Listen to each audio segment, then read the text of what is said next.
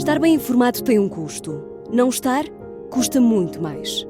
No prazo de 1 ano, Portugal decide o seu futuro em mais 2 eleições, autárquicas e presidenciais. O palco das eleições é aqui. Assine e garanta acesso a todos os conteúdos em observador.pt, agora com 40€ de desconto.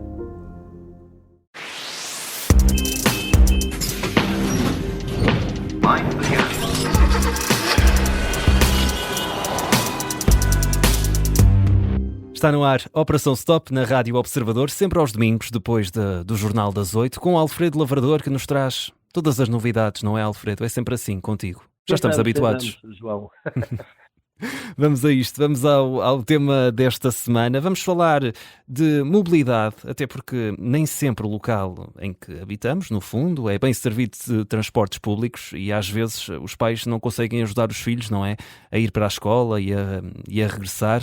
E aos 16 anos existe aqui uma espécie, podemos lhe chamar de, às vezes, vontade de independência, de irreverência, de alguns desses pais terem de enfrentar aqui um dilema, que é, devem colocar ao serviço dos filhos um motociclo ou um quadriciclo e, sobretudo, no fundo, qual é que é o melhor e talvez, se calhar aqui a pergunta que importa, qual é que é o mais seguro, não é? É, exatamente, isso é verdade. E acho que tocaste aí no ponto-chave. Mas sabes que não há bem uma forma de definir qual o melhor.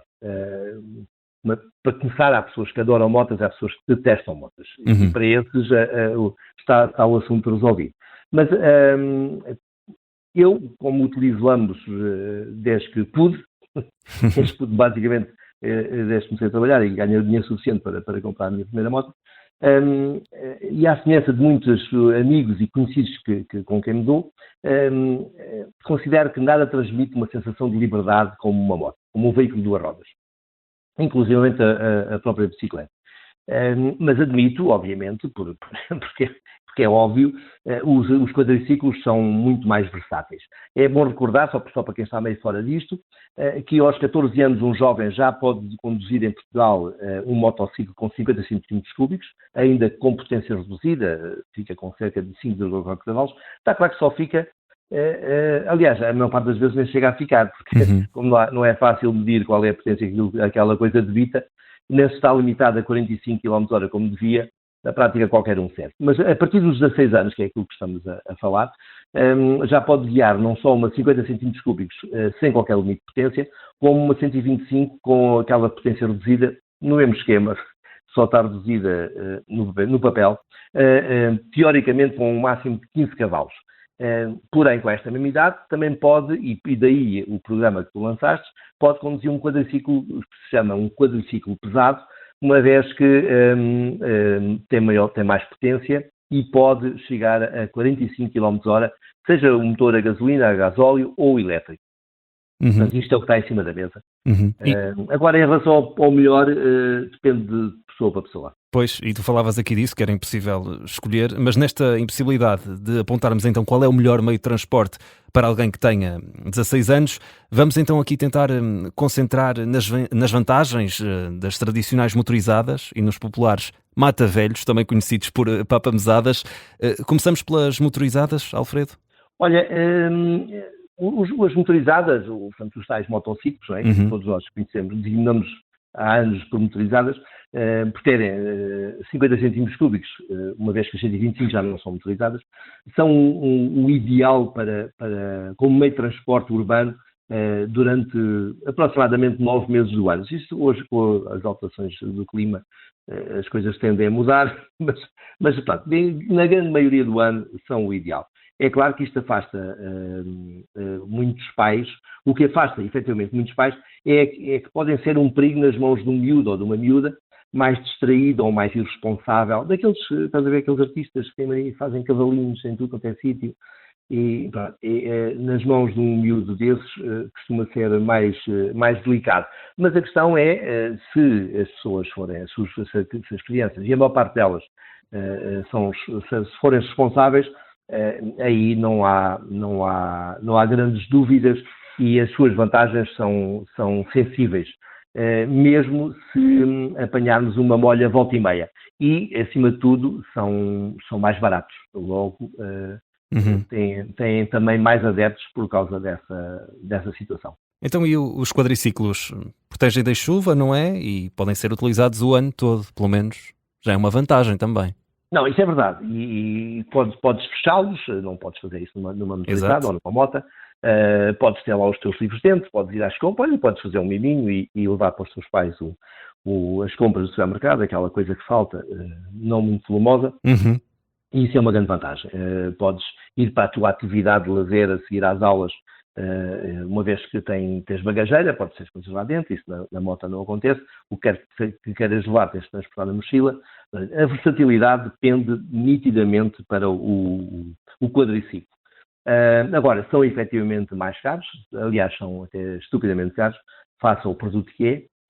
E dou-te um exemplo, não estamos aqui a falar de cor, sabes? Nós na Rádio Observador tratamos o boi pelos nomes. Uhum. E, por exemplo, o preço de um quadriciclo dos mais acessíveis anda ali na casa dos 15, 16 mil euros como mínimo. E isto era assim, até que a Citroën lançou, e estou a falar na Citroën porque é uma marca, Uhum. até os quadriciclos são tradicionalmente propostos por fabricantes de nicho, não são fabricantes nem de motos, nem de carros, nem de coisa nenhuma.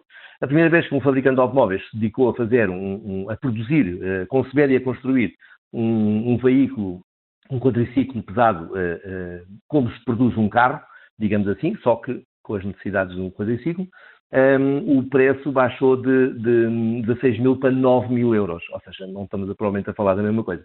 E é todo no referido ao AMI, que é um elétrico, que está obviamente também limitado aos 45 km/h, mas é de longe mais económico, aliás, é mais económico do que muitas motos. E efetivamente, como tu disseste, não há nada a fazer, a versatilidade é dos quadriciclos. Agora, aquela sensação de segurança que, sobretudo, os pais podem ter de um quadriciclo face a um motociclo, é preciso ter cuidado. Não é bem assim. Uhum. E já falaremos disso mais à frente. Ok. E aqui, em termos de custo, de aquisição e de operação, qual é a opção por si só mais interessante, Alfredo? Olha, Conseguimos definir? conseguimos. É basicamente aquela que mencionei há pouco, é cerca do dobro, entre uma 50 centímetros cúbicos, sem limitação de potência e um motociclo. Mas enquanto a moto não sai dali, o preço é aquele que tu vês, os motociclos depois já há aqueles os GTs e os GTIs, Uhum. nada daquilo é Gran Turismo, muito menos Gran Turismo injeção, que eles já sabem o que é, Sim. mas aquilo é um produto muito mais sofisticado, porque há pessoas que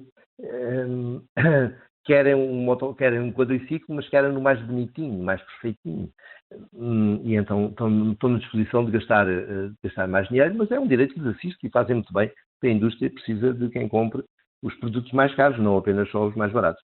Mas em termos de custo, a vantagem pende para a moto, mas em termos de, mais uma vez, em termos de versatilidade, nitidamente os quadriciclos lideram. E Alfredo, vamos agora para a questão de 1 milhão de euros, que é se calhar aquilo que mais preocupa os pais na altura de tomar uma decisão destas, em termos de segurança, na segurança dos filhos, lá está. Qual é que é o melhor em termos de matéria de segurança? Olha, isso é complicado, porque a única coisa que eu quero debater aqui ou pelo menos chamar a atenção, é que atribui-se muita segurança passiva ao quadriciclo e não corresponde à realidade. É certo que se bateres de frente numa moto, num caminhão ou num quadriciclo, bem, eu acho que estás feito de qualquer uma das formas, mas não há forma. Agora, não está longe de qualquer das situações de ser ideal, ou que possas sair de lá a andar ou sem ferimentos. Mas a realidade é que de moto é diferente. Tu tens outra visibilidade, estás mais alto, tens outra capacidade de travagem.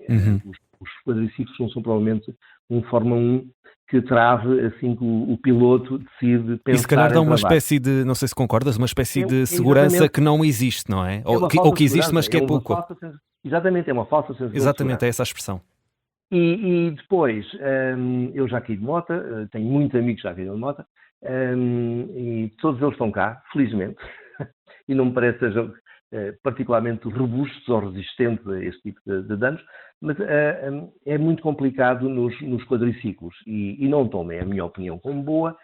Aconselho os interessados a consultar um site da Euroncap, que é o organismo europeu que controla a segurança rodoviária, que testa todos os veículos atirando-os contra uma parede.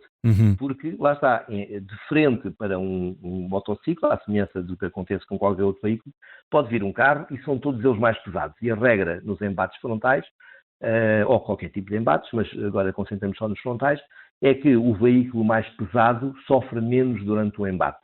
Porque a energia a absorver pertence sempre ao veículo mais leve. E os crash test, a Euroncap, o organismo que falei há pouco, já analisou os quadriciclos pesados e digo-te que os resultados são, no mínimo, assustadores. Não têm estruturas deformáveis, os veículos são muito pequenos, logo o espaço habitável desaparece rapidamente e os jovens ou velhotes, porque inicialmente estes papamesadas que falámos há pouco, originalmente foram os mata-velhos. Exato. Tiravam-se a indivíduos de idade que não sabiam ler e por isso não podiam ter carta, só tinham acesso a este tipo de veículo. E com os jovens é uma situação similar, não saberem ler, leem lindamente, mas por outros motivos. Mas também não podem ter carta de veículos, automóveis normais, a B1, e então têm que optar por estes veículos. Não tenho nada contra os mata-velhos, mas convém optar não partindo do princípio que são muito mais seguros, porque podem não ser. São muito mais versáteis, isso de longe.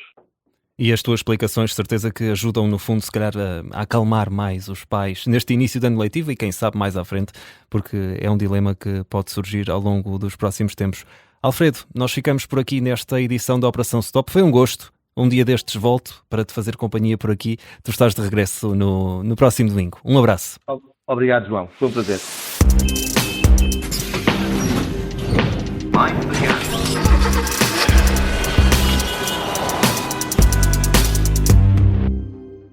Há uma equipa com a performance certa para se juntar à sua empresa. Atitude, potência e foco para qualquer desafio. Novos Cupra Performance Hybrid Plug-in. Até 132 km de autonomia elétrica. Nem é preciso testar. Agarra a oportunidade a partir de 420 € mês mais IVA em renting para empresas e ENI.